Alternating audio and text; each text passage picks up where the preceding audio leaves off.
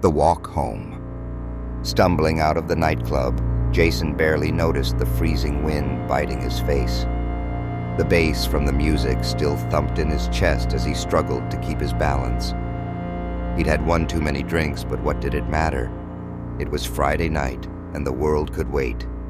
The alley shortcut was a bad idea, he knew that, but it cut 10 minutes off his walk home. The dim orange glow of the streetlights flickered, casting long, shifting shadows on the graffiti-covered walls. Jason laughed to himself, thinking about how his friends would call him an idiot for taking this path. That's when he heard it. A soft scrape. Footsteps behind him. He stopped, wobbling as he turned to look. The alley was empty. He chuckled nervously, muttering, "You're drunk, Jason. Just your imagination." But as he stumbled forward, the sound returned. Closer this time. Slow, deliberate footsteps. His breath caught in his throat. He turned again, squinting into the darkness. Nothing. A chill ran down his spine, cutting through the alcohol haze. He quickened his pace, but his unsteady legs betrayed him, nearly sending him sprawling. The footsteps behind him grew faster, matching his every move. "Who's there?" Jason shouted, his voice echoing off the walls. No answer, just the sound of footsteps, growing louder and closer. Panic surged through him.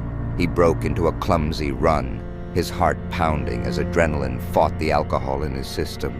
He could hear breathing now, ragged, uneven. He didn't dare look back. He tripped, falling hard onto the wet pavement. Pain shot through his knees and palms. Scrambling to get up, he glanced over his shoulder. A figure stood at the far end of the alley, silhouetted against the flickering streetlight. It was tall, unnaturally thin, and its head tilted to the side, like a curious predator watching wounded prey. "Stay back!" Jason shouted, his voice cracking. The figure didn't move. For a moment, Jason thought he might have scared it off. Then it sprinted toward him. Jason screamed and scrambled to his feet, adrenaline giving him enough strength to run. The sound of rapid footsteps pounded in his ears, closer and closer. He rounded a corner and burst out of the alley onto a deserted street. His apartment building was just a block away. He ran harder, the killer's footsteps never far behind. He could feel its presence, almost hear the whisper of its breath on his neck. He reached his building, fumbling with his keys as tears blurred his vision. Behind him, the footsteps stopped. Jason looked back, shaking. The street was empty again. The figure was gone. He laughed hysterically, relief washing over him as he shoved the key into the lock and stumbled inside. He leaned against the door, panting. "Just my imagination," he whispered. "Too much to drink." A soft, wet chuckle came from the dark hallway behind him. Jason turned slowly, his blood running cold.